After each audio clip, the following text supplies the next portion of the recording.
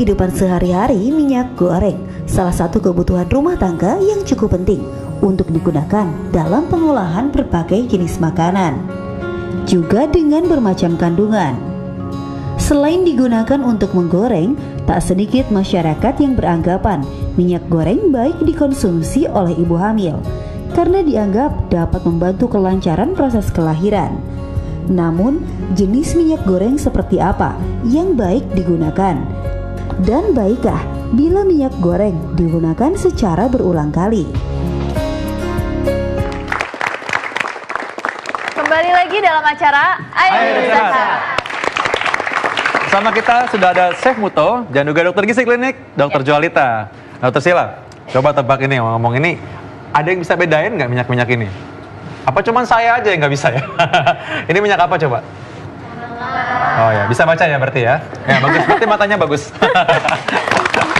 Oke, Dokter Joalita. Ini ada masyarakat yang penasaran nih dok. Ada juga teman saya nih dok, dia kan baru habis melahirkan dok.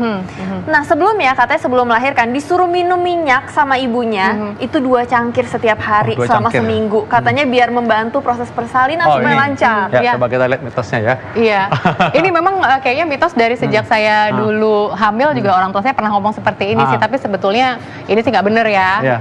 Yang macamnya proses persalinan ada macam-macam faktor gitu. Memang kalau misalkan dikasih minum cangkir terus lama-lama ya mungkin selain bukan bayi keluar, yang lain keluar juga. Ya. Kalau yang ini bisa menyebabkan kolesterol dan sakit jantung. Iya, jadi minyak goreng yang dipakai berlebihan, terutama untuk menggoreng, itu dia bisa menyebabkan kadar kolesterolnya naik. Bukan berarti minyak goreng ini mengandung kolesterol, enggak. Tapi komponen asam lemak di dalam minyak goreng ini bisa meningkatkan kadar kolesterol dalam darah. Dan meningkatkan kolesterol jahat ya dokter ya? Betul, kolesterol jahat. Itu terjadi karena sering diulang-ulang digunakan. Bener banget, Chef, bener. Minyak goreng dari kelapa bagus untuk kulit dan rambut. Kadang-kadang tuh minyak kelapa emang suka dipakai buat rambut ya. Pomade aja tuh baunya minyak kelapa sekarang dok. Oh gitu ya? Aku pakai nggak ya? Ini bukan minyak kelapa.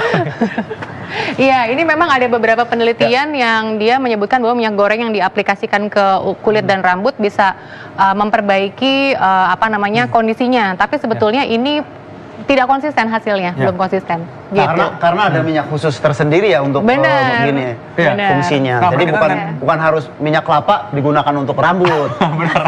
Apalagi minyak tawon ya. Coba kita lihat minyak di sini ada minyak pilihan. Dokter dan chef ini yang berpengalaman yang menggunakan ini. Kira-kira minyak apa yang chef suka gunakan ya? Minyak kan ada spesifikasinya ya. Nah, yang sering masyarakat gunakan dan saya tergantung restoran atau yang high atau yang menengah ke bawah, itu biasanya yang menengah ke bawah gunakan yang ini karena harganya lebih murah dan ini dari minyak kelapa. Kemudian ada minyak kelapa sawit dan minyak canola. Hanya 3 ini yang biasa digunakan untuk menggoreng. Iya, betul dok. Jadi porsi banyak minyak yang bisa dicelupkan seperti itu. Dan untuk menumis juga bisa, tapi yang lain juga bisa menumis sebenarnya. Cuman nggak bisa digunakan seperti ini dengan minyak kondisi banyak dan digoreng. Nah, ini dari segi gizi, Dokter Joalita bisa bantu berikan pencerahan apa saja isinya nih. Jadi kan minyak itu kandungannya ada asam lemak jenuh, asam lemak tidak jenuh tunggal, sama asam lemak tidak jenuh ganda. Ini dokter. Ya, mentega. Jadi kalau lemak jenuh yang saturated fat, ini dia contohnya mentega, lemak-lemak hewani yang dalam kondisi suhu ruangan dia bentuknya padat. Tapi ada pengecualian, minyak kelapa dan minyak kelapa sawit yang tadi chef sebutkan sering dipakai sama masyarakat. Bentuknya itu dia cair dalam kondisi suhu ruangan. Gitu.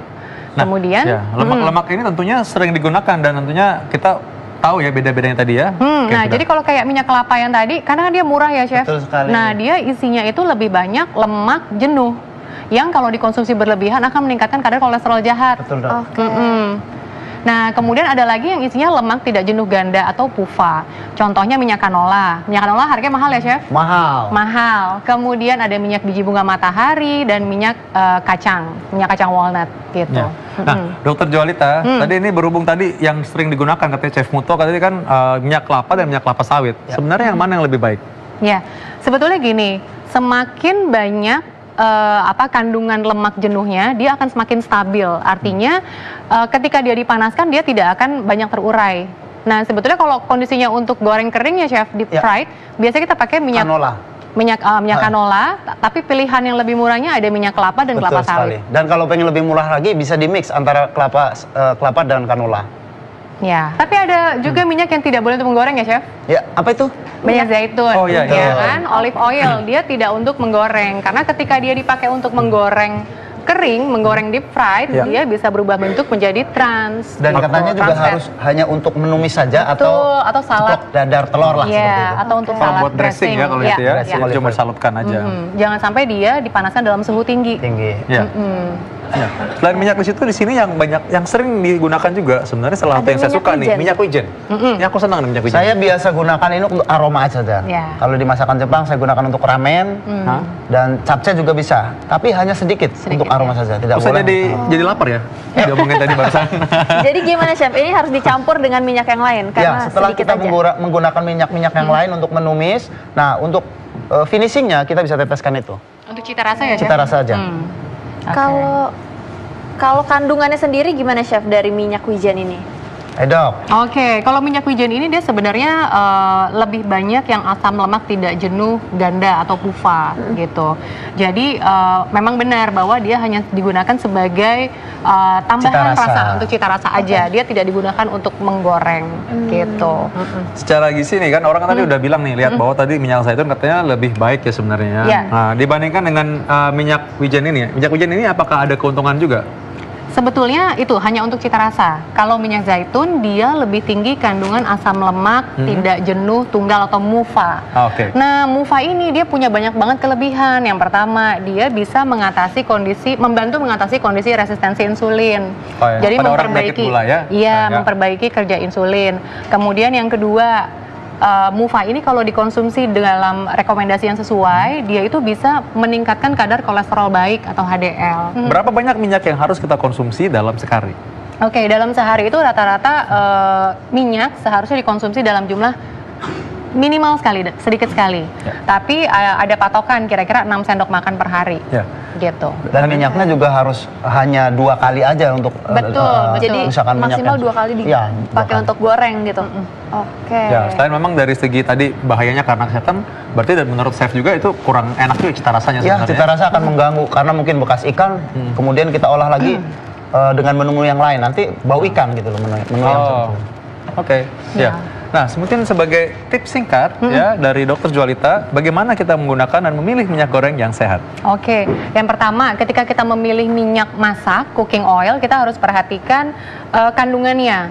Semakin tinggi asam lemak jenuhnya, semakin buruk untuk kesehatan kan. Berarti yang dipilih adalah minyak-minyak yang banyak asam lemak tidak jenuh ganda.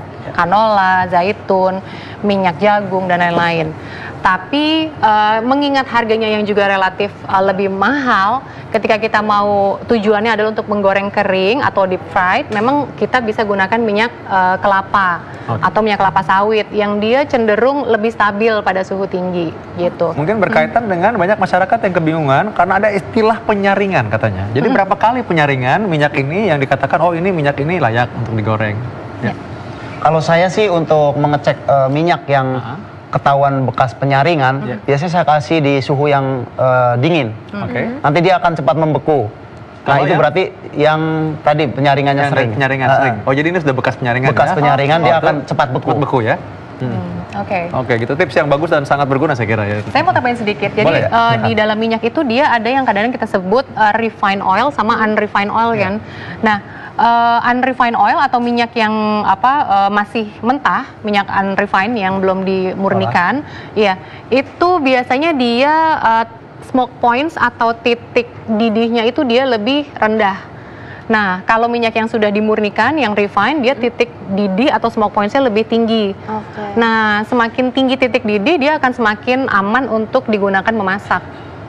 Kalau udah kita tahu nih minyak-minyak tersebut memang ternyata ada bahaya, akhirnya orang mikir nih, oh, kalau gitu kita minyak makanan yang udah jadi coba dihangatkan aja. Nanti ya kita akan lihat tips setelah ini ya Dokter Sheila ya.